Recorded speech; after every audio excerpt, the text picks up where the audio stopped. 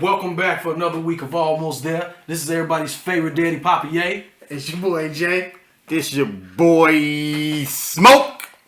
In the house with our program director, Noah Lord _ Dark Skin. And on the soundboard, we got our man, Cello. He living that lavish life. That was a great intro. That was a great fucking intro. He yelled that who he was. He tried to keep the people in suspense. Did you catch that? It's Smoke. There we go.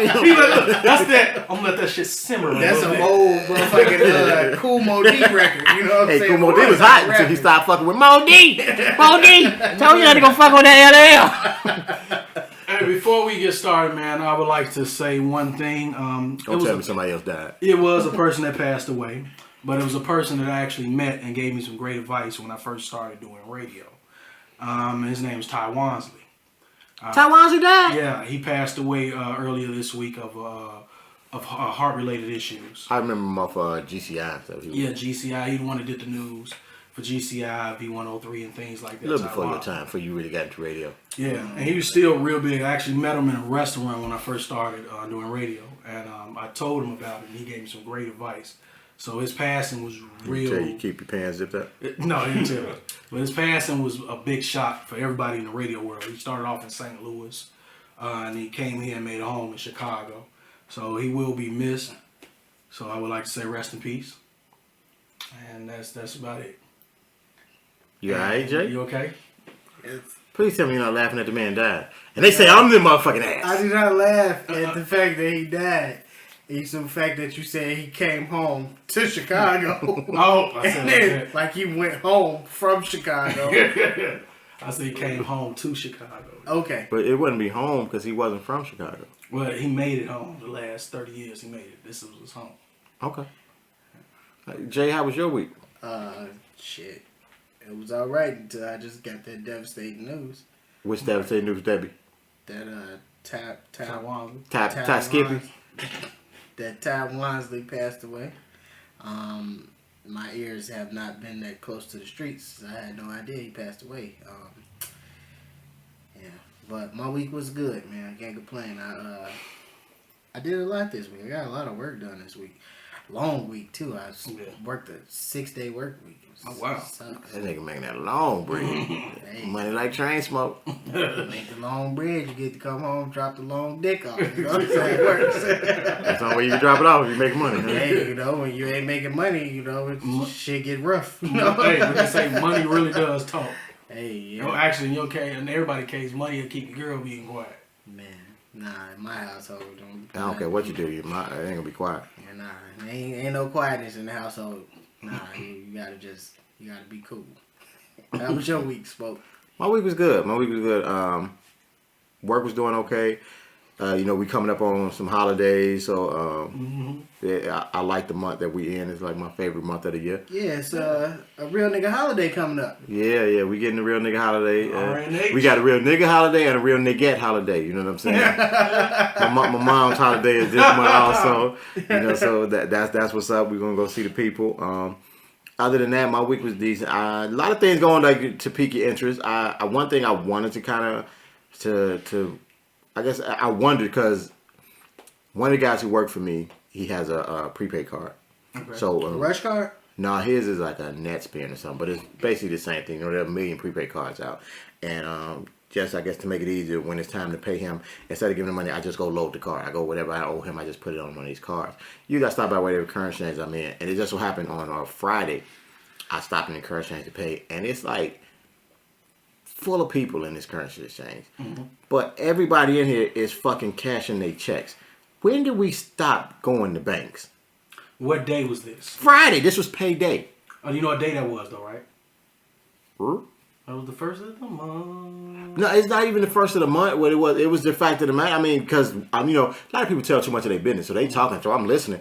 One of the guys in front of me was he telling me, well, yeah, I'm in here every week. You're gonna see me next Friday. Every pay period. This is what they cash. They check. I don't think that it's because he doesn't go to his bank. He may not have a bank account. That's what I'm saying. That's my question is. Well, this is the thing because I have an uncle who does not have a bank account, and I don't know if it's just. I noticed with a lot of I don't want to say older, but I guess that's the only way to put it. A lot of older black men, I noticed that they don't really. Everybody in this current is younger than me. Well, Really? Yes. I got a question. I got an answer for that. I've done this on many occasions before. Let's say I have a bank account, and let's say I needed my money. Let's say it was a Friday like that, and most banks usually you get a check and you put it in Friday. You don't get your money until Monday. And let's say you need some. Well, money. the easy way to Right. avoid that is if you have a job and you have Right. a bank account is to get direct deposit. deposit. But some people don't do direct deposit. Like, or put it like this: before I got direct deposit, well, I do a lot of contract work, so they can't. There's no way I can direct deposit that. But when you do contract work, don't you get paid in a personal check? I get paid by a check, but because I'm a contractor, they don't offer that to you. But They no, don't no. offer- That's not what I'm asking. I'm not asking You for can't direct take a deposit. personal check to the currency exchange, can you? No, Yeah, you can. If No, you can't. You can't. Yes, you can. Certain ones you can't. You can take a personal check to the currency. All the things they're going to do is, before they're going to call the bank to verify that check before they get, especially if it's coming off of An account. an account. I know some won't accept it unless it's a cashier's Right. check. The thing I was going to ask with that is, if you are a private contractor, I mean, you're not set up as a business, correct? So all your checks come in your name. Right. I'm gonna check So something on that. instead of going to the currency exchange, why don't you just take it to the bank that is wrote on and cash it at that bank? Well, I can too. The Or- fees are astronomical at the right, currency they are. exchange. I can too. Or The fees at banks, they ain't cheap either. No. Because It's if you $6 cash a most check, of if you cash a check at a bank that you are not a member of, Yeah, they charge you a fee. They're going to try, and Now- unless you sweet Now talk the to ones anybody that on are the cheap, desk. you can cash a check at Walmart. It's only $3 all across the board. Fuck, I'm gonna cash my check. I'm just Why saying, would I I'm not supposed to do that. just not get a bank account? But listen what I'm saying. With some of my things, if I needed money right then and there, I would go to the currency exchange. I would cash it, and I would go to my bank and put the cash in there. Now, answering your questions about why don't you just take the money, the check that comes wherever bank it comes from and cash it there. Let's say that bank may not be within my immediate area, but there's always a currency exchange somewhere. It's all currency exchanges are like liquor stores, especially around. I think my issue with this is, I think what I'm trying to get is and right now I'm just speaking as for the black race, you know what I'm saying, and that's not to say everybody doesn't need this advice, but right now for me as the black race, we need to become more financially responsible. Because that's actually what this is at the end of the day. We're not financially responsible because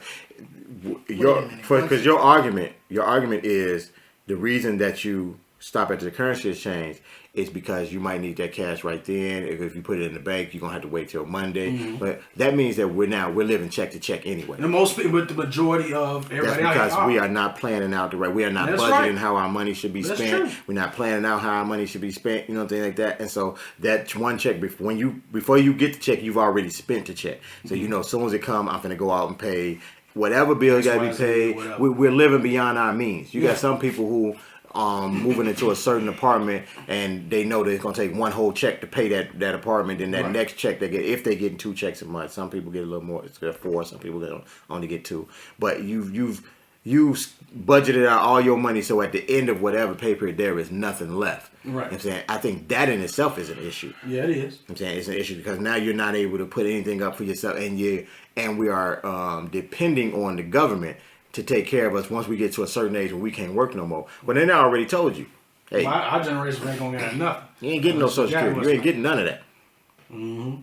So I just think we need to become more financially responsible. And I mean, that's all I could think about standing in this currency exchange. Excuse me, was like, it just don't make sense that, when I say I was the oldest person in this currency exchange, and it's not like I'm 50. oh, I mean, you ain't far from it. I mean, I got a couple years, you know what I'm saying? I got some time before I get there. You still in your 30s. I got some time before I get there, but it's to the fact where, like I say, this is a full currency exchange, and I know one girl in there was like 23, and that's only because she had her birth year tattooed on her. You know, she had that estimated to, I think she was born in 92, so that's like, what, 23? Estimated? Established? Established, there you go.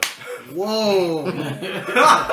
Estimated time of arrival. Wow. EST, you know, hey, I mean, it's got the EST on it. It was 92, and then the one dude, he was just telling all his business. He was like, that's another thing. I wanted to tell him to be quiet so bad.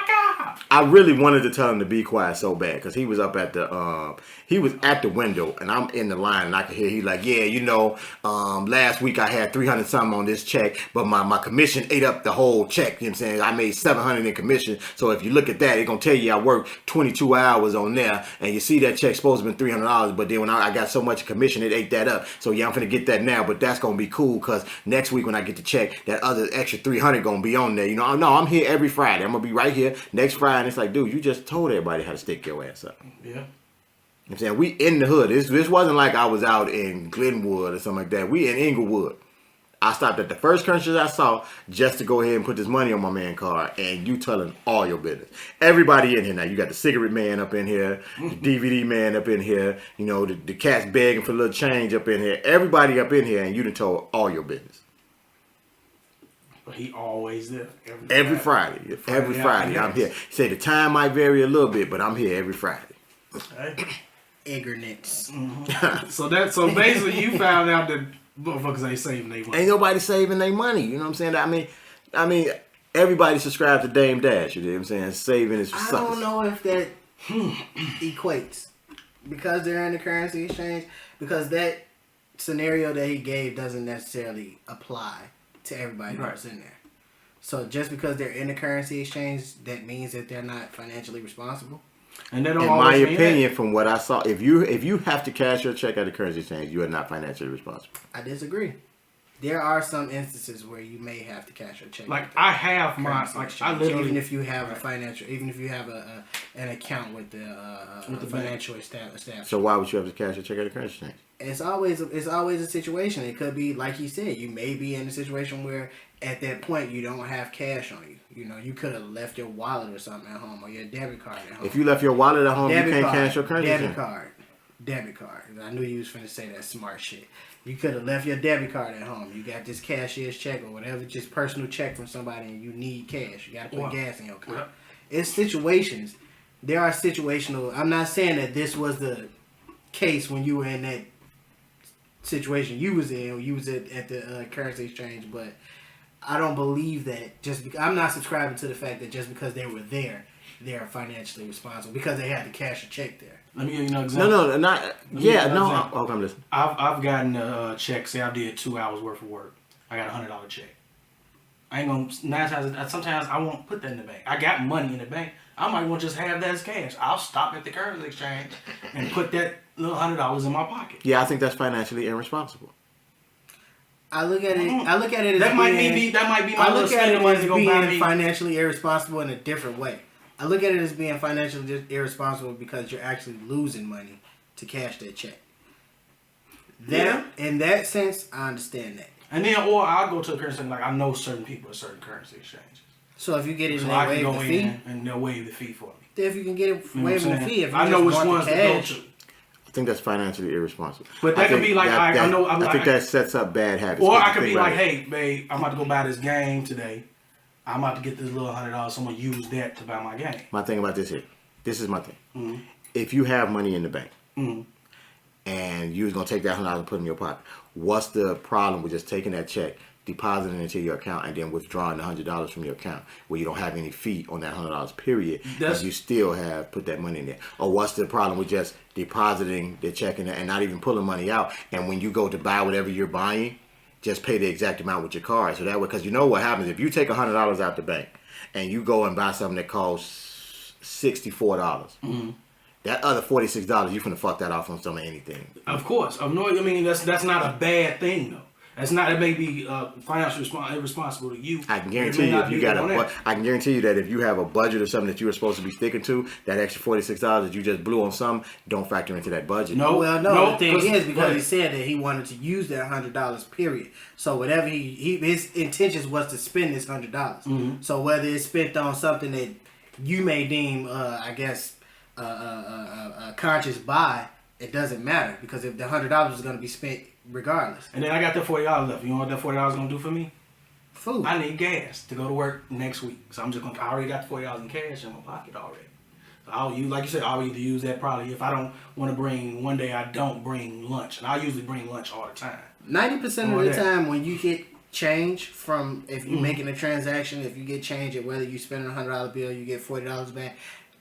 I would say a good 90% of the time that money, that little extra $40 that you probably, I guess in a financially responsible world should put to the side, it's gonna go to something that you need anyway, whether it be food or gas. 90% of the time, that's what you're gonna fuck your money off on anyway. How many times have you actually had change or a little bit of cash left over from whatever it is in the transaction that you made, and was like, oh, okay, fuck it, I'm just gonna eat this. Well, let's say an amount less than $50. Less than $50. Even if it's Right. over If $50, it's over 50, this is I'll what be I like, look at. alright, I'm putting it in the bank. Nah, it's just me. Over 50. I'm gonna be honest with you. If it's over 50, that determines where I'm going to eat. Okay. You know what I mean? If it's under 50, then it's like, okay, we probably gonna go hit up a little rib joint or something. If it's over 50, we gonna step out. You know what I'm saying? We gonna go somewhere what? and sit down. We ain't asked how my week was yet. I just thought about it.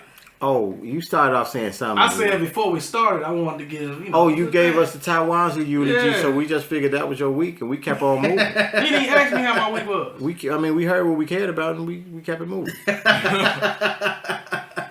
Thought we was a team. We supposed to be brothers. We We are. supposed to be brothers. We are. I mean, we felt your pain with Taiwan's, you know what I'm saying? We felt like we lost a member of the family also, so we knew you were in deep thought about that, you know what I'm saying? So we didn't want to have you talk about no happy shit that might have happened, and then we just talked about Ty, you know what I'm saying, passing us, so we just kind of got the fuck away from you. Got the fuck away from me. Well, my week was stressful. See? We know. Ty died. Not because of that. It was other factors in that that I'm not Tie-dye going like a t-shirt. It was not It other. was a good play on words. It was On other. top. It's so disrespectful. There was other factors in that I care not to discuss in that sense. So if you don't want to discuss But- them, why the fuck you bring them up? But I'm sorry if my shit wasn't as elaborate. Chill. Of people, Chill. Don't bump the fucking table anymore, chill. Of people in the damn currency exchange. You worried about a motherfucker spending their money.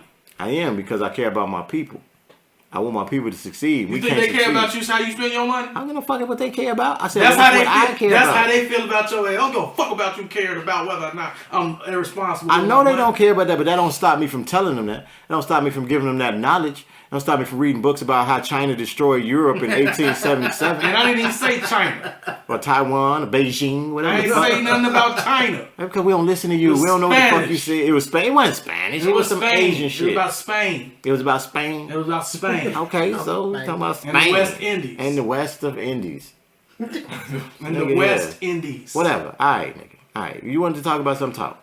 I already said, you know what? Alright, this Fuck why this show right now. I don't want to talk about shit. bounce then. Tell me about it. This cat here. What? Oh, That Fuck. nigga sound real immature right now. that's this cat, man. You know what I'm saying? Like you need a Man, hug or man. something. Or Don't body talk to rub. me like I ain't got no life experience. Why don't we get a gay dude to give you a back massage? I don't want no back massage. Fuck that. But you don't care if you're gay? I don't want no gay motherfucking back massage. You not about to debate. Listen, we trying to get sponsors and shit. You ain't about to trick me up. You trying to get sponsors? We what? trying to get sponsors. You want a gay You about sponsor? to- you ain't- I want sponsors. You want the, what's that station, the logo? You want logo to Hey, if they willing to give up that bread, come on, you want to sponsor put a us. show on logo? Sponsor us. Is that what you want? Hey, listen, bread. Bread, What? green, money. This guy here a sellout. I'm saying. Money. But he won't kiss the tip for $16 billion. Fucking right. Contradiction. He's a walking contradiction. You I know what, agree with man? that. You know I what? agree You know with what I that. want to ask though. No. I got a question. Have y'all been playing any good games lately? Besides 2K? Oh. Besides 2K, you know they got the Final Fantasy out, and I know you're a big fan. Of I didn't Final get it yet, but you know, it's only online. I thought it was for. You can only download it. You can't go just go and get it. Oh no, you're not talking about the new one. I'm talking about the new Final Fantasy is only an online game. There's no offline play. It's like Final Fantasy 12. Right, there's no offline play. Okay. I don't know how I feel about that. You know what I'm saying? We're just It's just forcing me to play with other people. Pause. Pause. You know, but I don't know how I feel about that. You know what I'm saying? And then it's only for the PS4 from what I heard. No, it's one for the Xbox. It's for the They got one for the one? Yeah, it's one for the X1. But I thought you had a PS4. No, I didn't get one yet. I haven't ever been to the store to pick it up. Jay keep trying to give me that because I think he's trying to look for a reprieve from getting that ass whooped on 2K on the Xbox One. So, talking about you, not to you. You know what? I had this conversation with Smoke earlier this week. Ever since he's come back from Mississippi, he's been probably the biggest liar I've ever met. And prior to him going to Mississippi, he never lied to me, and now he lies more than any fucking body I know. It's like these ass whoopings. Where did they come from? It's not even that. No, It's watch just this, like watch he's a this. totally different person. Noah. Yes. Did you see me when I played him on the PS4 in 2K? Yeah. What happened? You won. End of my case. That's it. That wasn't what you just We ain't said. even talk about that no more. That wasn't Let's what move you on. just said, We're gonna move on to our topic for the day. That wasn't I'm what you saying- just No. said. We done with that. We What done you with said that. was, We done with looking that. for a We reprieve. done with that. And the ass We done with that you that. were giving me and the Xbox One. Who said that? You. Rewind it. We will. Exactly. Now, since you want to bring up shit, you got goose egg the last time I saw you. What was that? 0, motherfucker. You When? did not win. Do you have any record of this? Come on, man. The record is on my game. It's on my system. You a freaking liar. Yeah, okay. I dubbed you. You know what? Man, people, I'm gonna let y'all know now. When we play, if you down by, as soon as it hits 20, you don't get a chance to bring it back. And none of that game is over. You have to go and quit the game. See, y'all and do get out of there. what they call them rules, shutout rules. Slaughter rules. Yeah, Soon as it hits 20, you don't get a chance to go get a shot to bring it under 29. It hits 20, game over. He ain't finished the game. Who? He, nigga. Who the fuck is he? He talking about Him. your ass. Who is him? Your ass. Oh, now you don't know who we talking about. There's only 2 motherfuckers in here who play 2K. You know what? I ain't got time to be going through this. I got a show to do. So That was his I'ma way of get off telling this on show. himself. I'm gonna get on through with this show. You just told him. You know the easy way to fix this. All we gotta do is Twitch every game. Yeah. Twitch, we can you have- know what? Y'all should. We can Twitch it. We can have solo recording it, upload it. I don't care. Whatever it is. I'm nigga. down with that. Y'all should Twitch it. All we gotta do is Twitch it. Y'all should Twitch it. You the one, you know what I'm saying, ain't said shit up. You just want to be able to tell your version of the truth. Right, because I didn't even bring it up. You did. Poppy, what's on your mind? You know, Liar. the Street Fighter 4 Ultra Edition to come back out from the PS4, and I can't wait to grab that one. They got a new Street Fighter? Well, Street Fighter 5 is going to be the new one. That'll be out like around September. But they re-releasing Street Fighter 4 for the PlayStation 4, Ultra Street Fighter 4. So everything that I had from the PlayStation 3 version, I'll be able to have that on PlayStation 4 with prettier graphics. Be able to whip ass in that online and everything. It's still a 2D game? It's 2.5. That's what they call it because it's like 3D characters on a straight background. 2D screen. On 2D background. There's no interaction with the background. There's no side Street stuff. Fighter 5 will be interaction with the background. You can slam them through the background. But there's no it's not like Tekken where you can. No, it's not. It's never been like that. Street Fighter doesn't work that way. I couldn't see Street Fighter working like that. I like the way Street Fighter is. It puts that person in your face so you can't run away from them. You got to fight them head up. Okay. You can't play that, as some people was talking about Mayweather. You can't play the Mayweather game, which I have a problem with people saying that. Because Mayweather did everything he's supposed to do. I think that was a great fight. Yeah. Only people that didn't think that it was a great fight are the casual boxing fans that spent $100 hoping to see Floyd get beat. Mm-hmm. Not even a knockout. I can guarantee people would have been, their $100 would have justifiably been spent had Floyd lost. Regardless of how boring the fight was. If the decision was any other way, people would have been happy.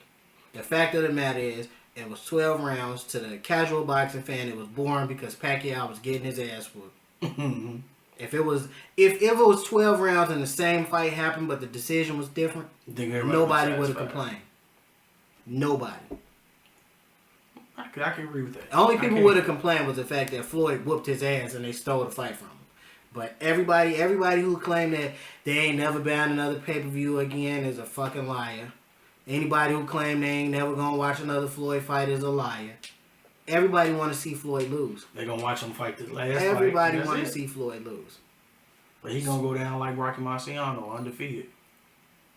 I don't want to see him lose. I think he's a great fighter. Yeah. I'm not talking about. I mean, the vast majority. And you know what's fucked up that I found very disturbing? What's that? The boxers who said that he lost? Not the boxers, the fans. Pacquiao had more support in Nevada than Floyd. Did in his hometown. In his hometown. In his country. Yeah. Pacquiao's not even fucking from here. Yeah. How does he become the fan favorite here? Because people don't want to know why.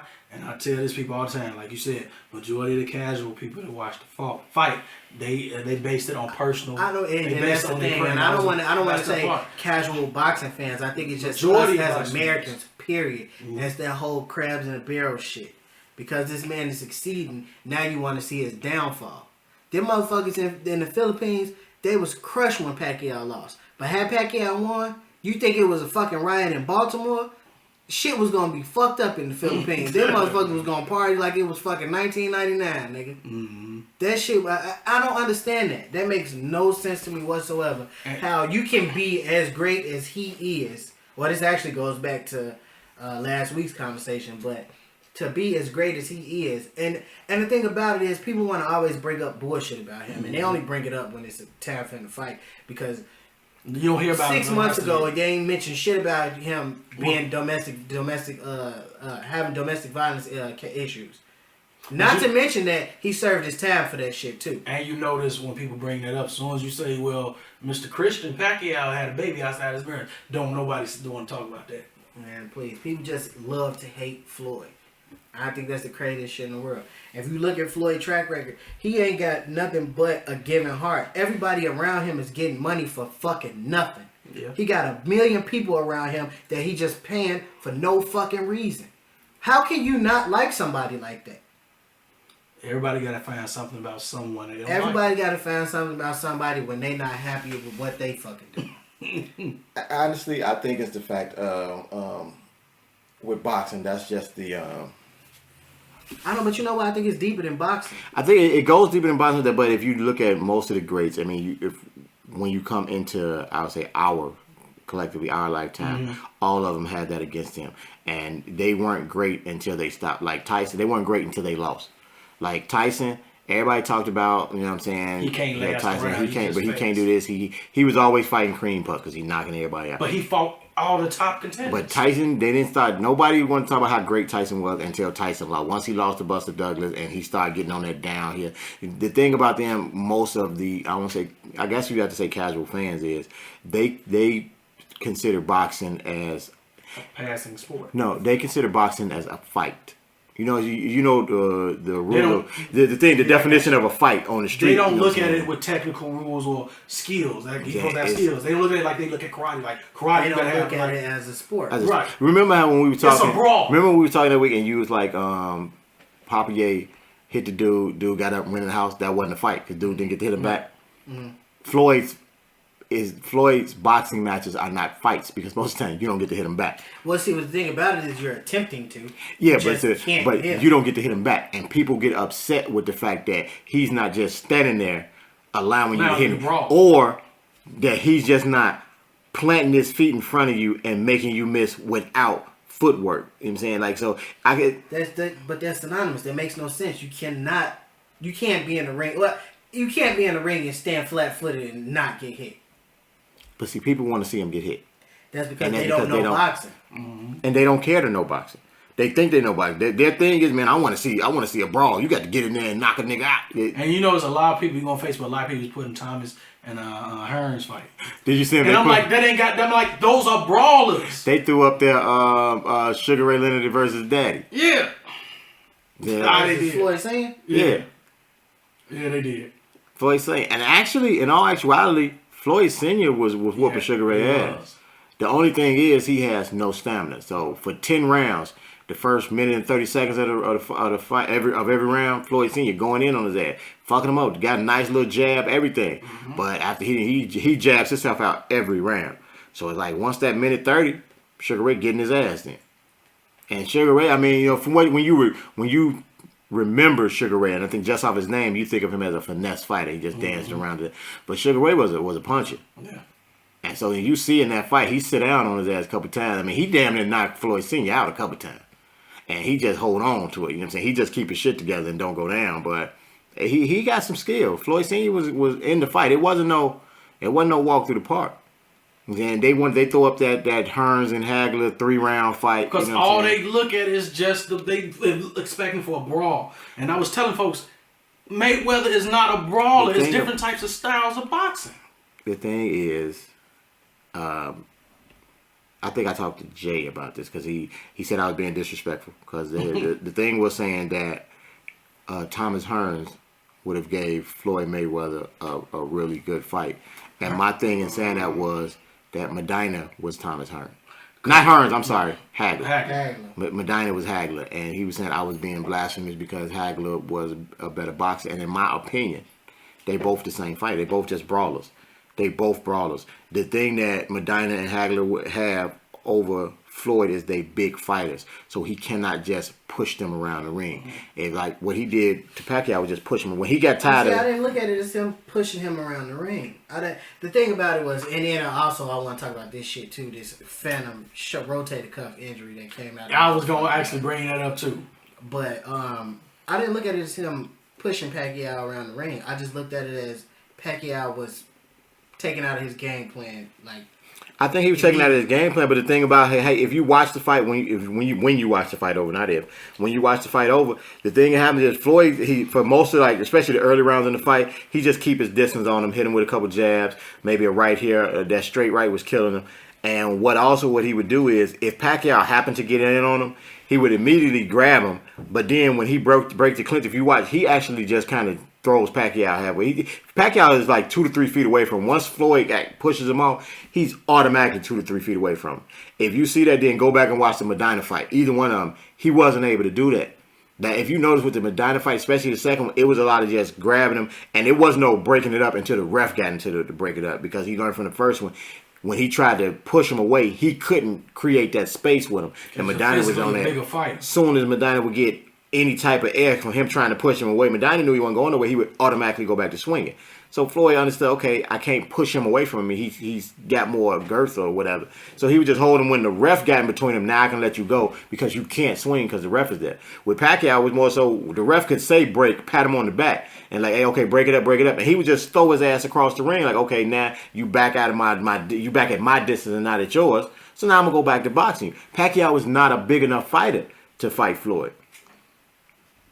But everybody had their hopes on him. I don't believe that there's anybody that they can put in front of Floyd that can beat him. I don't think so either. I don't think there's anybody that can beat him because I say he's a very, for a person who can't read from what they say, he's a very intelligent fighter. I mean, he understands what it is that you can do, and I'm not going to play what it is that you can do.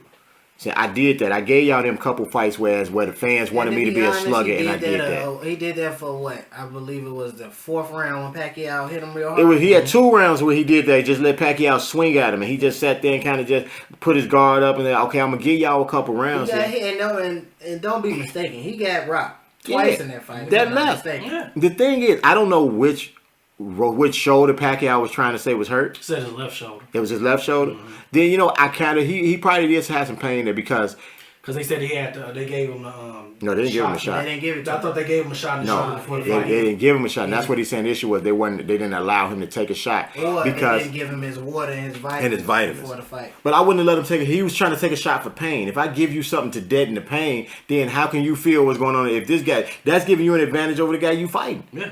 If he hits you, then what if he throw a knockout blow at you, but you on painkillers? Can't feel it. You don't feel none of this? No, I'm not going to give you that. But I can probably say there was something wrong with his shoulder because... Why would you say that? Because in the world of boxing, there's a way that you box left-handed fighters. All right. Technically, to box a left-handed fighter, what you do is you make sure that your left foot is on the outside of his right foot. And that way, he can't throw the straight left to hit you because you're outside of that zone. But also, you can't hit him with your left jab because you're outside of the left. So you have to hit him with a lot of straight rights. That whole fight, Floyd stayed right inside him. He kept his left foot on the inside so he can hit him with the left jab. And he was right in the way of the straight left. And Pacquiao might have threw it, 3 times? He might have threw that straight left 3 times. If he would have threw that straight left most times, I mean, we wouldn't have saw that many jabs from Floyd because he would have had to step on the outside of him. He would have to step outside of his zone so that left couldn't hit him. He never, not even when he got hit with that straight left them 2 or 3 times, he still stayed right there. He still stayed right there. I'm going to keep hitting you with this jab because you're not throwing that left anyway. So, I mean, I could say he probably did have something wrong, but he should have disclosed that before the fight. I claim he did, but... No, he said he told the boxing commission in hopes that they let him take a shot. No, I ain't going. I'm not going to let you know you don't get to take a shot to kill pain in a boxing match. No, if you hurt that bad, we cancel the fight. Yep. If you hurt that bad, no fight. Wait till you healed up and then we had this fight. Now he hoping for a rematch, which would never happen. Floyd said no. Which would never Floyd happen. said earlier this week, Floyd said he texted Stephen A and said, yeah, I'll fight him again. Pacquiao come out with this shoulder shit. And then he just had surgery. His recovery time is 9 to 12 months. Yep. Floyd came back out and said, no, I'm not fighting him. He's a coward. and he could have just said Floyd beat me. He was the better man that night. Instead of saying that, he got 1,000,001 excuses as to why he lost. So no, I don't want to fight him anymore. And that's his prerogative. I believe. I leave him alone. I think Floyd should fight Amir Khan. I don't think Everybody want him to fight Amir Khan. I don't think Floyd should fight him. I don't think Floyd should fight Keith Thurman. I think Floyd should go on fucking the Vegas Strip And find somebody. find somebody who look like they got a couple muscles. Ask them, do they want to make a quick $2-3 million? Knock him out. Because that's all people want to see is Floyd knock somebody out. I think he can knock out Amir Khan.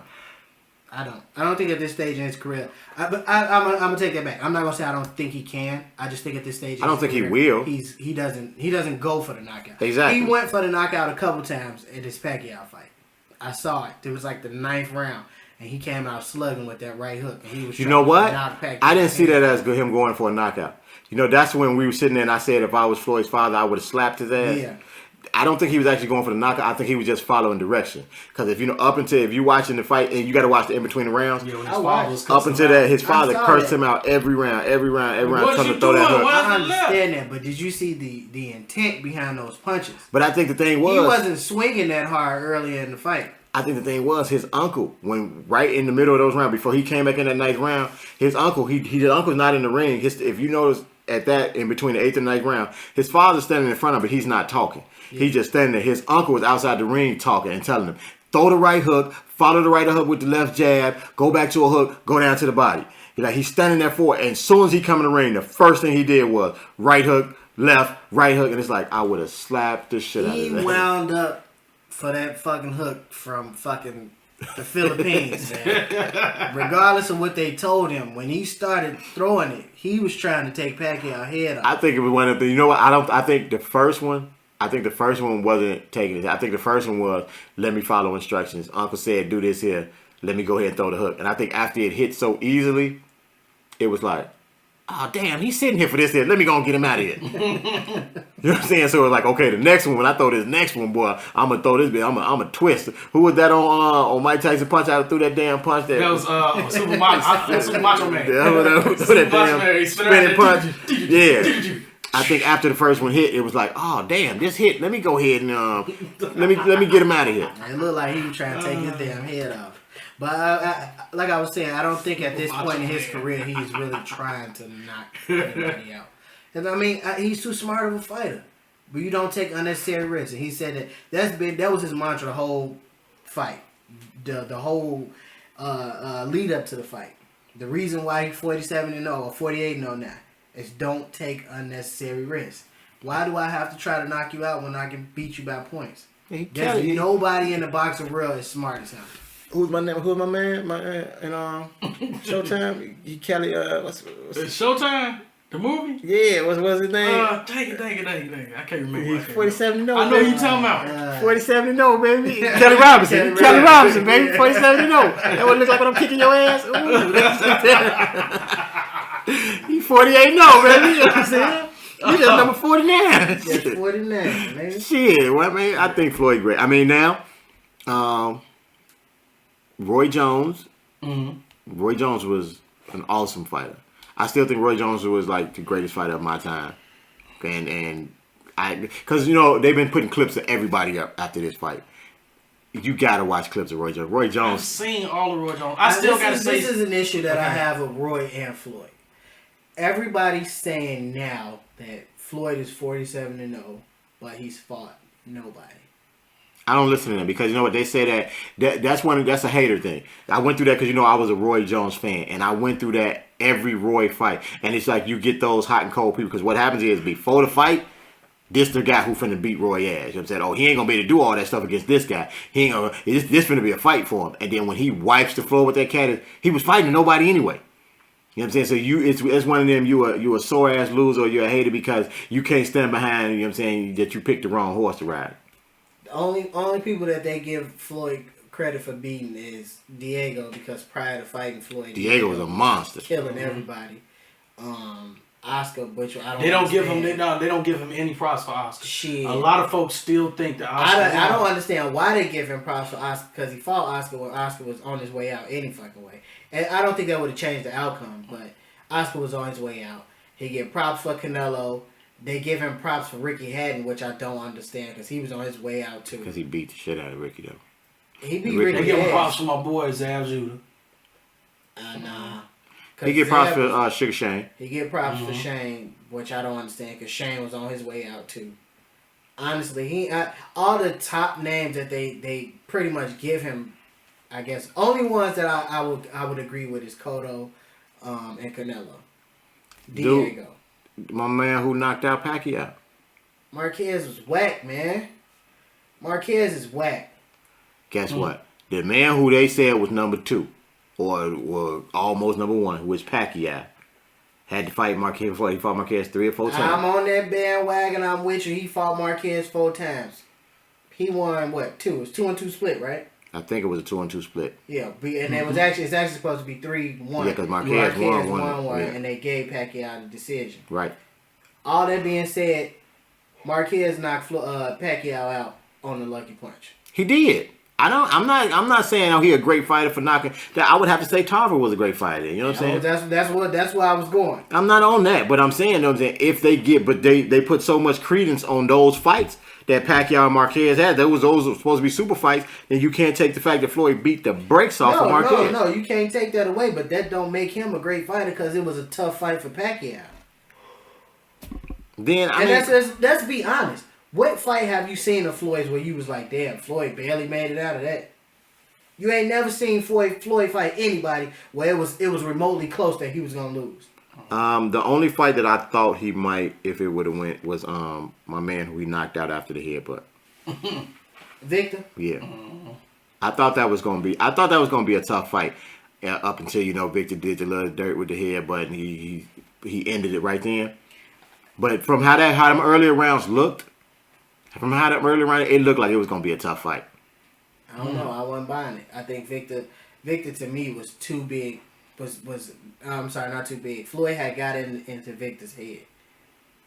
It was at a point where, because honestly, if you watch the fight, if they was, what was it, the 8th round when he did it that? wasn't the 8th. It didn't get that far. It was like the 6th. Yeah, it was like the 5th or the 6th. It was earlier. Yeah. So if you give him a split, Victor didn't feel like the fight was split. If he felt like the fight was split, he wouldn't have did that shit. Floyd got in his head because he couldn't hit Floyd. I can understand that. But if you look at them earlier rounds, it looked like Victor had the tools to make it a difficult fight. I disagree. He didn't have the tools. If he did, he would have kept his composure. I think a lot of guys. I think it's the fact of the matter is not just the tools. I think a lot of them have bad trainers. No, I think all of them have. They underestimate a lot. That's what I think they do. They come in there with a good game plan, but they underestimate. I don't think anybody has a good game plan. In my opinion, and you got to take this from an armchair quarterback. You know what I'm saying? I'm sitting on the side watching. You know what I'm saying? So with a limited boxing knowledge. But with my limited boxing knowledge and from seeing 47 fights, him in 47 fights, I don't go in there as number 48. And my whole game plan is, first off, my game plan is not to knock Floyd Mayweather out. Right. That's my first game plan. Secondly, my game plan is this: I know he's not going to try to knock me out, so I got to be prepared for 12 rounds. And in order for me to be prepared for 12 rounds 1 through 5, I got to beat him up to the body.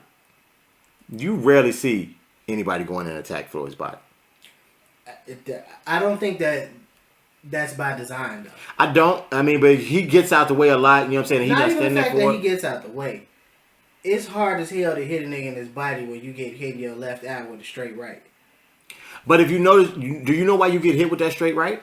Because you trying to throw a punch and he done got you so scared with that feint with the left jab. Because he don't come out and just throw the straight right without something else happening. True. Either he done faked you into thinking because he done hit you a couple times with this jab that you ain't blocked yet. But most of the time his straight right is usually a defensive mechanism. That's when he do this. That's his counter. Right, that's what I'm saying. That's what I'm saying. You're getting hit with it because that counter is fast as fuck when he do it. Either he done hit you a couple times with that left, with that straight, with the jab. So now you done threw your hand up trying not to get hit with the jab, and he come across with the right. Or you yourself figure I'm finna knock him out, and you throw a punch to hit him in the head, and what he do? Slip around there. Most of the time he just lean back a little bit. And he come right over. He either come right on top of your arm, or while you pulling back, he coming back with it, hitting. it's almost like he do it in unison. Like when he moving back, cause he anticipates like he got that precognition where he knows it's coming. When he going back, that hand coming forward. I'm not sure if it was sports science that I heard about, but they said that it takes the brain 1.2 seconds to realize that you're about to be hit. And Floyd throws his counter jab in 0.2 seconds. Wow. He's hitting you before you know you you're finna about be to hit. get hit. This is the thing. So I'm saying, if you have a good enough trainer, you know that punch is coming anyway. So don't set yourself up for it. Stop going. Them first, if I was training somebody, this is what in theory, because all shit go out the window when you're in the ring. Once the person gets hit, I don't care what you can train with. Really, most of the time he just it's trying going to out get the back. fucking window, especially if you get hit by somebody that can punch. But my game plan mostly is to try to get into his space and deliver body blows, because in round 8. I don't want him dancing around you, you know what I'm saying? Because guess what? That's really when Floyd warmed up. Because guess what? You ain't did no damage to me. I done pot shot at you once or twice. You know I can hit you when I want to. It's round 8 or 9. Now I got to dazzle a little bit. But I done laid on you for 3 of these rounds. You know what I'm saying? I done shoved you over here. You know what I'm saying? I done made you mad. I done made you throw some haymakers that didn't hit nothing. Because I done made you mad by telling you, nope, you ain't hit shit. Nope, that ain't do nothing. That's just his experience being greater than the other guy's experience. That's true. That's just like, man, that's all it is. It's like on that little level like this. Life, man. Life is about experience, man. Yeah. Well, he has better experience than who we trying to give credit to be able to take him off that hill. Every time. Ain't nobody got the experience yet. Ain't nobody got the answer for it. You ain't got the answers. Nah. I mean, I don't think we're gonna get there. Like I said, I think he's a great fighter. I think he's pound for pound, especially right now. He's pound for pound the greatest now. Period, hands down. Active boxers. Other than that, if I'm not gonna go with the statements about of all time or who he said what. Because we know you're gonna say Roy Jones got it all. That's my personal. Roy opinion. Jones gonna ball. But that's I don't. Roy Jones will need to smoke and drink in his head. But see, you have to realize when you're talking to me, I don't believe Roy Jones is the greatest of all times. He's my favorite fighter. You know what I'm saying? I believe he was the greatest of my time.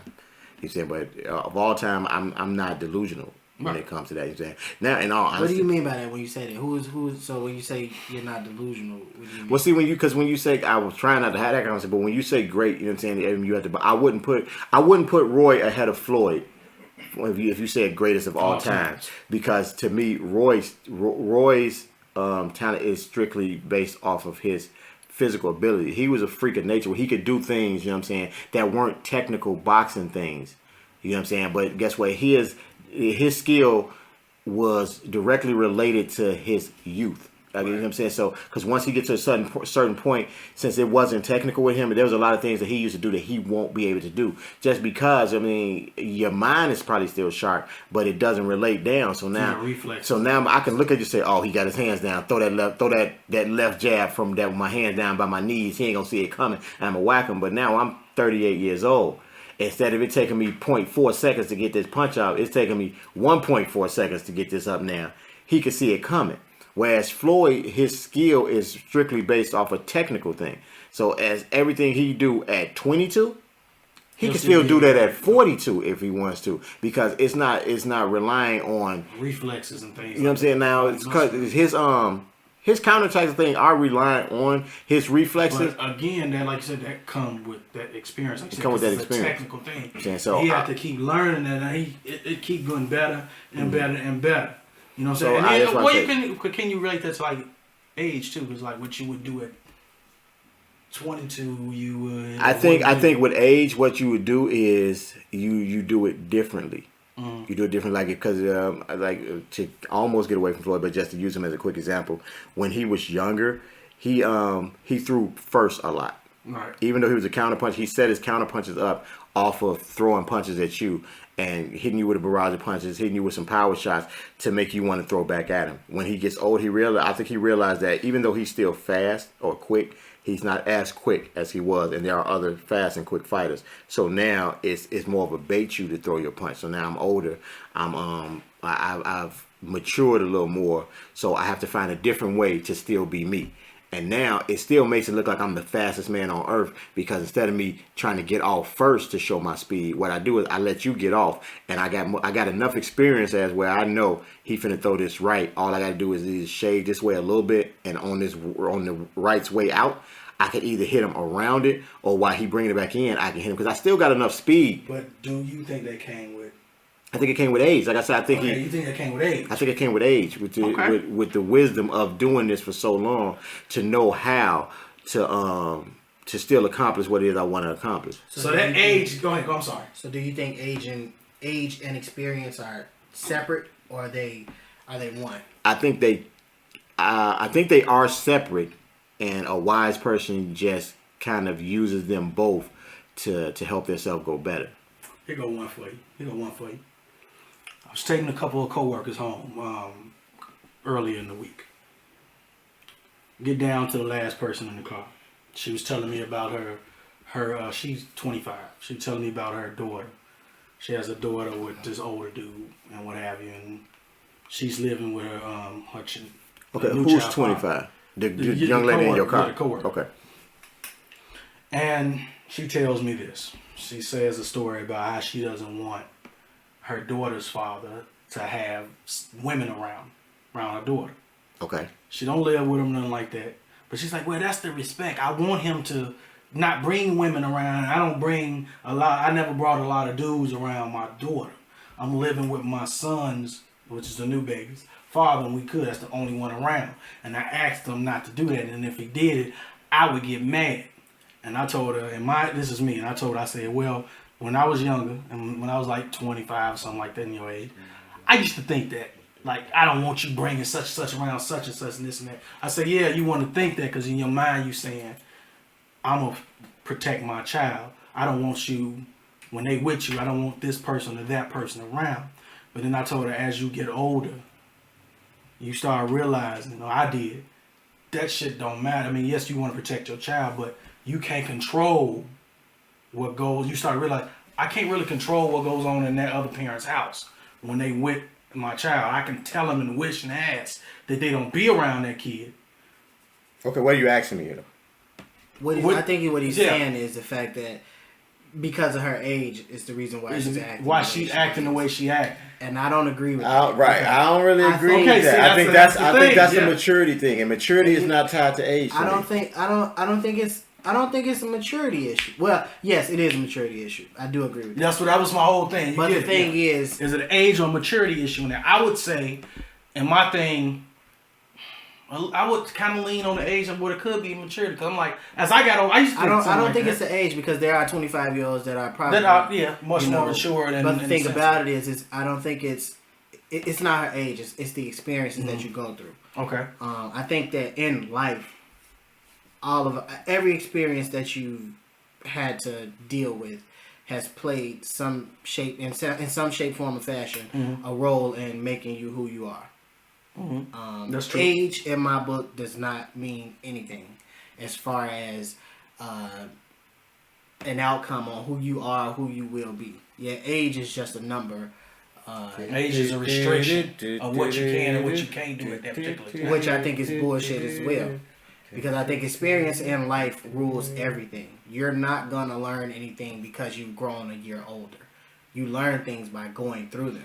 Mm-hmm. So, as like, I look at things like, okay, an age limit on alcohol. Okay. Alcohol is bad for everybody, regardless of what your age is, right or wrong. That's true. Alcohol anything in consumption, be more consumption. If you want to be technical, anything that you've taken too much of is toxic. Correct. But alcohol, we can safely say that it's really not good for the body, regardless of what your age is. That depends.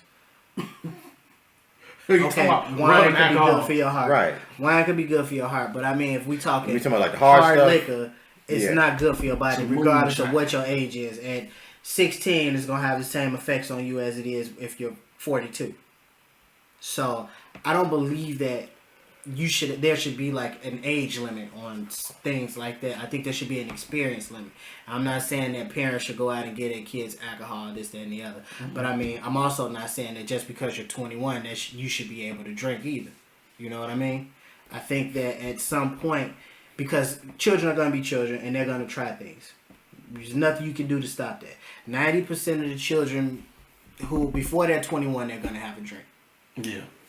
I believe that if you are in a situation where you've been around an adolescent that has had an alcoholic beverage and you're able to see how they handle it, I don't want to say that it should be okay for them to have that, but if you're able to hold your liquor at 16, it's not going to change how you're able to hold your liquor at 21.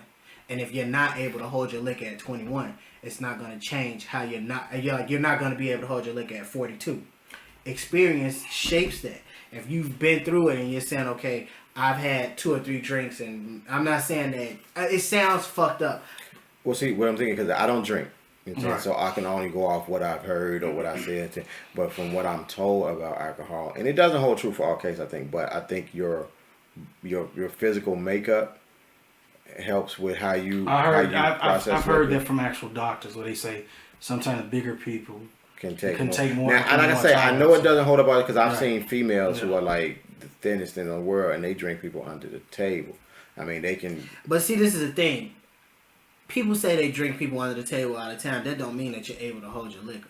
I've been around people in college that can drink a whole fifth to themselves and not be drunk. That is different. Yeah, that's an anomaly. I ain't You never know what I seen mean? that. That's what drinking the person under the table is. No, like. but some people consider drinking a person under the table just because you keep drinking and you know your limit. So if you only okay, at 3 drinks, I don't think I need to have no more. He don't know his limit.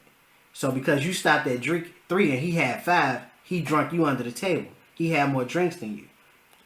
That's how people do. That's how they take it. I didn't. They don't take it in a technical sense. I didn't define it like that, but see Right. that because. But I get what you're saying. Because I don't. You don't drink. So. Drink. Right. Yeah. So I mean, the thought process behind it is fucking stupid.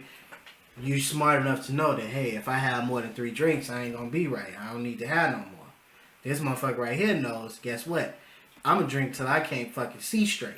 So what you're saying? You don't think there should be an age limit on anything? I was don't gonna ask you want to about say that. that. I don't think there shouldn't be an age limit. I think on you was gonna go anything, where I was thinking because with. I do think that there are certain things that just children should not be a part of. Okay. Like what? There should always be an age of consent. I do believe that there should should always always be be an an age age of of consent. An age of consent for? You know, Sex. There should always be an age of consent. I do think there should always be an age of consent for sex. Um, And this is the thing, though, because it's not illegal for 2 adolescents to have Right. sex. But you know what though? You know so how I don't really think there should be. But an you know age how? of consent. But you know, if an 18-year-old messes with a 16-year-old, and But certain an states, 18-year-old they is can still not go a to jail. minor. That's But the they thing. can still go to jail. But that's why, because an 18-year-old is no longer a minor. Me Messing personally, with a 16-year-old. But the this is the 18-year-old thing. because that's This in the I've state even that they're seen- in, yeah. that the I've even- legal age of consent Yeah, it's 16. is older than Oh, it's 16. If the legal age of consent is 16, that 18-year-old won't get in trouble. I've even seen. I where the don't court case- believe there should be an age of consent. I believe that. I mean, I'm sorry, I said that wrong. Because see, when I say I don't believe there should be an age of consent, what I'm trying to say is I believe that the age of consent should be when that person, when I guess since we want to say this is a societal thing, when society, believes that person is grown. So like say if we say. Because I think they do 2 different that's ages. They say different, 18 though. and 21. Well, I mean, but it can go deeper than that because at some point, Jewish people, they believe at 14, the young 14, man, young man he's is becoming a man. So you mean a to tell me cultural it's okay difference. for your 14-year-old to go have sex with a 28-year-old? But I didn't say culturally. I'm talking about As a society. man, That's society. as a man, we And like it's high your five, society. son. Yeah, but that only works within their. When I say But society, I mean, it doesn't matter if it's within their society. So, if a when 14-year-old I say Jewish society, boy, I mean legally an adult. When you're legally grown, that's what I don't believe anyone who is legally an adult or legally grown should mess with anybody who is not legally grown. so I don't. you believe the age of consent should be 18.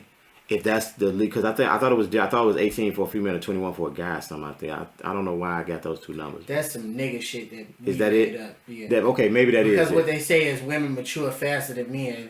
So a woman will be considered grown at 18, and a man will not have entered, I guess, the level of maturity that a woman would at the age of 18 until he's 21. I think they did that on brain studies and I stuff think like that's that. all bullshit, because I really believe that regardless of gender, age, whatever, experiences mold you. There is a young man at fucking 12 years old who's had a rough life. Parents ain't taking care of him. He taking care of his parents and his younger brother and sister that's more mature than a 14-year-old that has it all.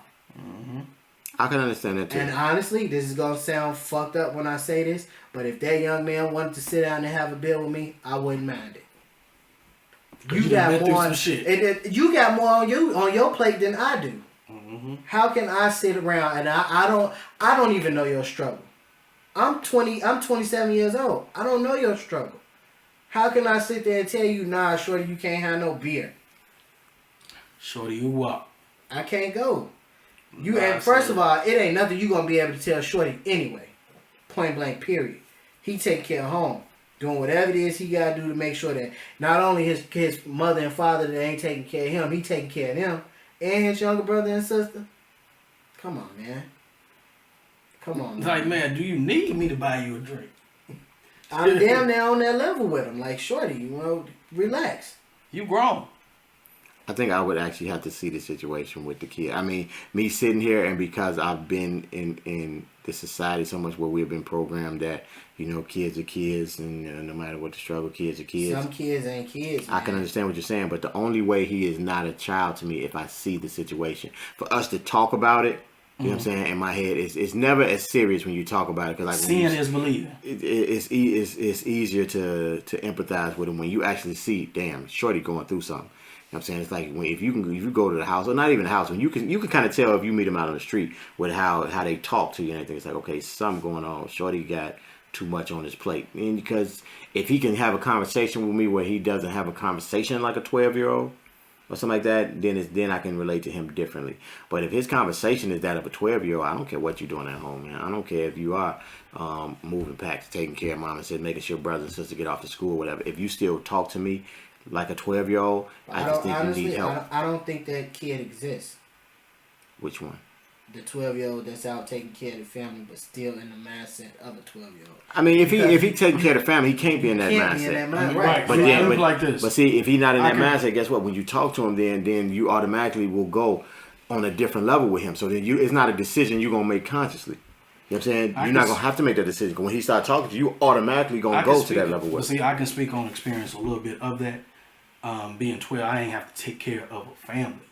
But I had certain responsibilities thrown across me where I had to make sure my brother was off. Before I did anything for myself, I had to make sure he was bathed, I had to make sure he had his food, I had to make sure he had his homework done, I had to make sure the house was clean, I had to make sure everything, because my mother may have had to work at night or do whatever she had to do.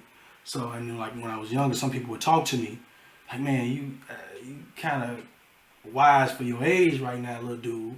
And so I can relate in that essence of what you're saying. Where it's like, damn, shorty, you got a lot on your plate. You got a lot on your plate, and you 12. Right. I mean, I was a latchkey kid. You know what I'm saying? So, but I still wasn't. But you didn't have to. No, I mean, you look out for your brothers. My brothers and sisters. When we got home, it was me. You know what I'm saying? Me, my brothers and sisters. My mom was at work. My pops was at work. So I mean, we come in. I open the door from school. We get in. Make sure you get your homework done. Hey, it's your turn on dishes. You know what I'm saying? I mean, I ain't cooking no real food. I understand that. That's running the household. But I mean, that's I wasn't nowhere close to that. Right. And that right there is building responsibility. Right. That's what that is. It's a different extreme than actually having to be the breadwinner for your house. Exactly. Because when it's all said and done, mom and dad was coming home. You know what I mean? And I get to step down. You know what I'm saying? And I get to go play home, my video game. You get to be a kid again. Most times Shorty ain't got no days off. You know what I mean? It ain't no I get to come in the house and relax, kick my shoes off, and probably watch a little TV, and mama gonna cook dinner. So mama on the couch strung out, daddy ass out gambling, doing whatever it is he want to do. They don't give a fuck about us. Half the time, mommy and daddy don't even know we in the house. I used to complain to my daddy, like, man, I can't go outside. I just come over, I don't know if you remember, I was like, I can't go outside. I can't go outside and hang out with my friends. Because my mom, even if she said, I like, man, I got to watch my brother. I got to make sure can do this, well, he got to do this. I can't go outside. Can you please talk to Tully? Can I go outside? Can I do something other than this? I think the thing about that is with that, like I say, that's already gonna be something that is given. That respect level, I guess, even though that wasn't the question, that respect level, he gonna automatically get it, because when you talk to this person, when you go there, you gonna automatically sense, okay. But a lot of times you don't even have to talk to them. You can see it in their face. You can see something in their face. You know what I'm saying? You don't really know what it is.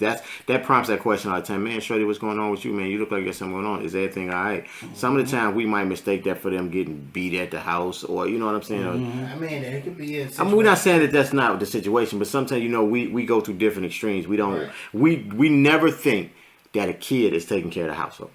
True. Well, you know, I don't even think it's that never think. I think we're designed program. You don't want to allow yourself to even think. Right, so we Now, never short, think that. You don't want to allow yourself. That's to not where believe you go. that. You don't see a You don't allow shorty, yourself and to believe you that. don't see a shorty with the bags under his eyes and stuff, and automatically figure, damn man, what you got a house you're taking care of now? We might say some shit like, man, you need to stop playing video games all night. Right. You know what I'm saying? Or you need to do it. You just staying up all night for nothing. You know what I'm saying? We never go to it and be like, man, is your mom taking care of you, or you know what I'm saying? Are you got brothers and sisters you're looking after? We never look at that. We don't want to believe that the reality is real. We don't want to believe that. We want to believe because in America that everything is all good. Not all good. We want to believe in America because we pride ourselves on the false idea that we take care of our own, and that we protect our citizens. And since we think we protect our citizens, that we keep a child until 18 or 21 or something like that. Whereas in every other country almost, once that kid like 14, 15, it's like... Some kids got to go in the military at 14 years old. Saying, hey, I mean, look, your ass old enough now and should be making some decisions. It's time to go out there to cut the fields or something. Here, we want to keep them innocent for a longer period of time. Until they hit a certain age, and so with us thinking that, we don't want to think that anybody under the age of 21 has any other responsibility but being a kid. And then we also want them, as soon as they hit 21, to just know how to be self-sufficient and without any proper training. But I want to piggyback on your thing with the age limit. Like, and this is a debate that everybody has. Everybody has this debate. I never had it. I can't drink till I'm 21, but you can send me on the that battlefield and fight at 17 or 18. I'm old enough to hold a gun. I'm old enough to kill a motherfucker. But I'm not old enough to sit back, kick my feet off, and have a drink. You can smoke at 18, right? No, it's 21 now. They raised the limit. Up. You can't even smoke cigarettes until you're 21 now. I think they raised the drinking limit, though. I would think they raised it to 25. Drinking limit is still 21. Certain places, certain bars, and certain restaurants can impose whether or not they want to serve you liquor until you're 25. But the general consensus is still 21. I have issues with that. I think it's bullshit. Why would you... This is the thing. If to kind of veer off from the draft thing, because that's a valid point, but I kind of want to touch on the being 25 to be able to drink. I think it's fucking stupid. If I'm not mature enough at 21 to hold my liquor, what makes you think I'm gonna be mature enough at 25? It's not. Nothing's going to change that. Nothing's going to change that. If I've been drinking from 21, from 18, because like I said, 90% of the kids who do drink, they've had an alcoholic beverage before they turn 21. Man, I was 18. Friends picking us up. I had an older friend. I was in high school, in school drinking. Yeah. I had because everybody has some friend that looks older than what they was. Do it. And we was at. You was that friend? I went to school. I had a friend that had gray hair, everything, full beard. I went to school in Harvard. My friend used to go buy us little pints of Seagram's apple vodka, and we used to drink that shit in school. Yeah. I was able to bring alcohol in the school. I had a homie that came to school pint. fifth a Hennessy every week, and you know who he is, homie. Get it in. All the time. See, I never drank, so I mean, there was no allure to drinking for me. So I have no stories about that. With the that's why I don't really think about the age of consent for drinking. You know what I'm saying? I do think that we are I don't say biased, but we have a fucked up way that the lawmakers, I mean, have a reflective way of how they create laws based off of what it is that they want to accomplish. And basically, that's what that is. Like with the drinking, we're saying you can't drink till you're 21, but you can come to my army and go kill them. I give you a license to kill somebody, but you can't drink. You know what I'm saying? Because we make more money on war than we do on liquor. Even though they make a hell of a lot of money on liquor too. But I think the thing about liquor in most parts with some of the stores is with some of the alcohol that we have here, I think it was is basically to kind of destroy the community. So it's like that's why the liquor I don't say liquor because ain't none of it good for you. I guess, but I don't really know how to describe it. But that's why you got things like Saveca. And where they had Cisco when I was a kid, Bumpy Face. Hard liquors that's really detrimental. I ain't never heard of Bumpy Face. Bumpy Face is gin. Okay. I think it's gin. That's the nickname for it. Yeah. But those things are really detrimental to your body. I mean, they like 90 proof, 100 proof. You know what I'm saying? Almost like Absolute. You know what I'm saying? What's that stuff my uncle had me drinking? Moonshine.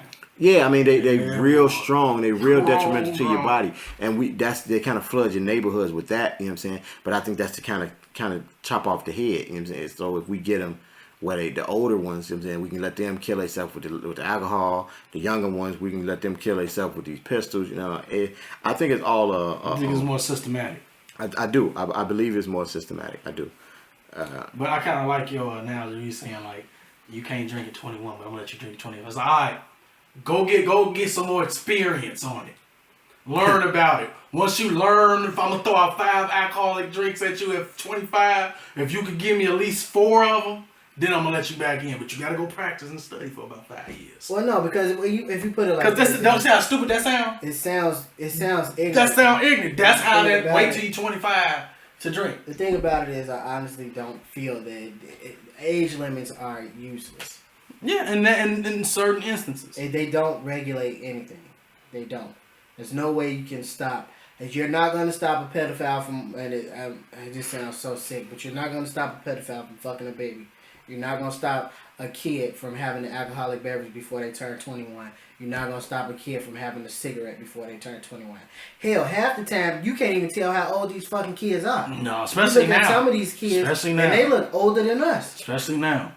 Age limits are just, like you said about whoopings. It's something to make the lawmakers feel good about what they're doing. But they don't restrict shit. It's nothing. It's all it do. Okay, you gonna stop me from going in the store and buying it myself. But they ain't gonna stop this old lady that's finna go in there and get her motherfucking pint for the night. And she might be worse off with the liquor than I might be. Exactly. I'm gonna get her $5 to ask her to buy my liquor for me, and I'm still gonna get drunk. Age limits to me are useless. They are really useless. It's just something for them to put. Because guess what? If they catch a young man drinking under the age, it's a slap on the wrist. It's no real punishment. I don't even think there's any punishment unless he was driving. And even then, it's still no real punishment. Yeah, it is. Nah, what they gonna say? You can't get your license till you're 25 now. And because guess what? I'm still gonna drive without my license. Look, man, it's coolly hot. Man, let's pour something for all the brothers. They ain't here, so they don't get nothing. You catch a 17-year-old with a pack of fucking Newports, you gonna lock him up? If he's selling Lucy's. Nah, they only do that to niggas in New York. Shit. I ain't touching that. I'm not touching that. They got it. They ain't locking niggas up there in Chicago for no motherfucking Lucy. Are you crazy?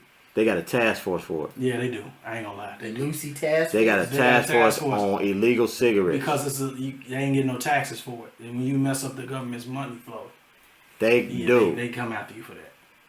Trust me. They do. They come after you harder than they had surveillance set up the other week. You locked the cat up. Yeah, they and come he after was you. across the street from the drug house. They watching these cats sell drugs, watching him sell cigarettes. They went and locked up the nigga selling cigarettes. Because they got taxes on the cigarette. They make money off of cigarettes. They don't have taxes on drugs, even though they make money off of that too. That's another story. Either way, if he was 17 and he was just smoking them, he wasn't going to jail. No, but he gonna get a slap on the wrist. Nah, if he's 17, I understand. If he's 17, he don't get no smoke on. He don't get a slap on the wrist. They might take his cigarettes and stomp on him at the worst. If they take his cigarettes. Exactly. They might even say, hey, take the one out of his mouth, step on that one, and tell him to get the fuck out of They there. ain't gonna do that, man. They ain't gonna even stop him. They ain't gonna even stop him.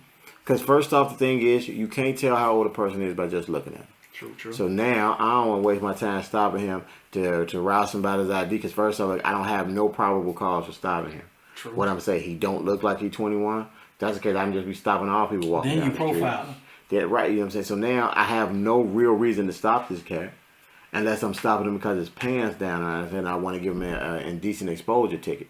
But if I ain't on that, I'm gonna stop him just to say, "Show me your ID," so I can see if you old enough to be smoking that cigarette. That is legal in Illinois now. What is? Stop and frisk. It's legal. It's totally legal. Yes. I thought that it was a violation of constitutional right. They're trying to get it banned, but it's legal. Stop and frisk is legal in Illinois. When did they I want pass to it? get back on. It's been legal for about a year now. Wow. I ain't know that. I'm glad I be driving. You can get stopped in your car, nigga, for no reason. You know that just as well as I know it. No. You can't get stopped in your car for no reason. I'm gonna tell you now. This is the thing. Do we The need a police fact can't. checker? No. Do we need a Let me fact say. checker? Let me clarify what I'm saying. The police can stop you for no reason, but lawfully they can't do anything to you. Like say if the police stop you and had no reason to stop you, and then you got a pistol sitting on your back seat, right? There's really nothing they can do within the law to you because they had no probable cause for stopping you. There has to be some probable. There has to be something. Some reason that they stop you. It can't be just because they thought that you might be some, or it's like your vehicle, or it's like a somebody riding around in minivans shooting at everybody, and you in a minivan. You was stopped for that. You was stopped for that. I was stopped for what? What you just said. Yeah, but guess what? They didn't do anything to me because they knew they had no right to stop me. So it was like, okay, go on about your business. Because you know what he did? You know what the cop did? He came to me and said, he gave me my license back. Said, Mr. Applewhite, your license coming up suspended. He said, okay, look, I can't see you drive away. So you got to sit here and let me drive away first. Because there was no reason for him to stop me. Gave him my license back. He drove off. And then once he was gone, now I'm able to go. But you still was stopped, though. I said That's they all can. No, you understand? I said that they can stop That you. was my whole point, though. But there's nothing they really will do legally to you, lawfully, because they had no reason to stop you. It can be anything now. Like, but the thing is, they can come up with a reason at all time, because from what I'm told by one cop, they got a book about this. I know y'all can't see when I say this big, but they got a very big book of laws that you breaking and probably don't know you're breaking. You know, like say hanging stuff from your rearview mirror, it's illegal. You know what you're just talking about right now? I just read this article where you just said that. Did you know that if the police wanted to, they could pull over every car on the road? Because the brackets in Illinois, are illegal. license plate brackets are illegal. Yeah. How? Because Really? it covers your plate. There should be nothing to cover you. Like all those things that say like the dealership that you got the car from and all that, those are illegal. Covers on your plate is illegal. The tint is a iffy situation because you only can be tinted to a certain percentage, degree, and then only certain windows can be tinted. So there is a reason that they can stop every car that goes down the street. There's a reason that they can stop it because all they have to do is go to this book and say, "Oh well, they were doing this or they were doing that, so I pulled them over for this." Yeah. And that gives them the reason to stop you. Now, once they have that reason to stop you, then they can go through there with other things like, okay, well, when I got there, I smelled marijuana, so now I got probable cause to search the car. And like you said, like stop and frisk in Illinois is legal under certain grounds if it's a suspicion. And what you just said, to piggyback on there, as far as they got this card to look up and tell you why that exists here in Chicago. It's like, all right, like you said, any little infraction that you have in your car, like I have a SOX decal on the back of my car. I can't have that, really. But they're not gonna pull me over. They're not gonna enforce it. They choose what they want to enforce. They choose what they want to. They only gonna enforce it if they really want to pull you over. If they really want to pull you, and I believe in the quota system. I don't believe it. You know what? I used to believe in the quota system, but coming from a guy who gets pulled over off a lot and not get the ticket. This is your expert opinion. I'm saying I get pulled over a lot and not get the ticket. You know what I'm saying? I think, and most of the time I think some of them honestly think some cops pull you over trying to be proactive. You know what I'm saying? They'll pull you over. Like for me, I do drive a minivan. You know what I'm saying? But some of the time, like the back windows on my thing are tinted. I was about to say, do you got windows in your van? Yeah, I got windows on. I was about to say, at least your mustache ain't cut. No, they tinted. So what it is, they can't see sometimes what's all going on in the back. So I think sometimes they pull me over just to see, especially in some of the neighborhoods I'm in, because you got a lot of dirt going on in those neighborhoods. It was a while that people was riding around in minivans, and that was the drive-by car. They were pulling up, sliding that door open, and just letting loose at people. Yeah. I got pulled over quite a bit, and some of the they gonna tell you, say, look, man, you're in a minivan. This is what's going on. You know what I'm saying? We can't really see what's going on in the back of here. So it was to be proactive, to try to make sure, you know what I'm saying, that there wasn't nothing going on in the neighborhood. I understand some of that, so. Man. I don't have a problem with being pulled over most of the time. You pull me over, fine. I'm gonna sit there. We're gonna talk. Okay. Once you see I'm doing nothing, hopefully, if you just let me go, once you see I'm not on what you thought I was on, I'm fine with that. Do your job, because I don't want to be that one where you didn't pull them over because you were afraid that it was gonna be a backlash, and then that's the vehicle or the person who go off and commit whatever crime coming up or injure somebody. Check this out. You know how you were saying, like with the police, I just thought of something real slick. I think age and experience goes hand in hand. With police officers? And relating with police. Okay. Relating with police, especially in our community. When you were a kid, you remember an officer called Officer Friendly. Do I remember one? You remember they used to do that for you? They did that for us. I think we did that in like kindergarten or first grade or something like that. You remember they something brought like the that, police right? in. They never did that with y'all? They brought the police in. Yeah. We did that with the fire department. Yeah. Yeah. We had Officer Friendly, Officer Nice, Officer Friendly from the local police station. He'd be black, he'd be white, whatever. We had a white cop, Officer Friendly. He's the cop for the neighborhood, for the school. You see Officer Friendly, you have an issue, You go you talk let to Officer Friendly know. Yeah. Officer Friendly, everybody, mom, I want to be a police officer. I want to be a police officer. My stepdad was a police officer. Cool. Get a little older. You don't know anything else is going to work. You ain't never got stopped by police or anything like that. Got arrested. You still, all right, police, decent, you straight. You hear little stories, but they ain't never happened to you. Yeah. Get a little older. You get pulled over. Also, got kind of grimy with you. He may not have gave you a ticket, but he acts a little grimy with you. You may be that kid that grew up, okay, all cops are good because officer friendly. Something go wrong, I'm gonna let the cop know, but you get this one cop that's just an asshole for it to you. And that kind of make, some people, one experience is enough for them. And that kind of changes, that's true. I'm that person. That changes your whole perception of how you would deal with the police. So now every time you get something, or you see something with the police, you have that sour taste in your mouth. I remember my daddy saying something with age. He's like, when he was younger, he drive his car, he was at the IROC and all that. Mm-hmm. Cops would pull him over all the time. He started getting older. On his way to work. He get older, start growing his beard and everything. They don't fuck with him no more. They'll pull you over and just. I didn't have a cop pull up on the side of me. Mm-hmm. Pull up on the side of me, look over in the car, and when I look out, I say, "Hey, how you doing?" And I heard him tell his partner, "Oh no, he ain't on nothing. We can keep on going. Mm-hmm. It's okay." When they look in and see, it's like, "Oh no, not him. Okay, we keep on going." Mm-hmm. Thing about that with that officer friendly thing is, I think my experience with police, it does shape how I handle them. Mm-hmm. Saying it never gets me to the point where I'm like, I just. You know what I'm saying? I don't have a bad taste in my mouth toward police. I don't mean whatever's going on with the stories. You know what I'm saying? Because I judge it off my experience. So say the things that would happen in Baltimore at that time, mm-hmm. or even with the police officers that were in those shootings, those unjust shootings and things like that. I don't take those and blanket those to all police because of my experience. I've had experiences with some cops who I think were a bit assholes for no reason. Mm-hmm. They were a bit asinine just for the sake of being asinine.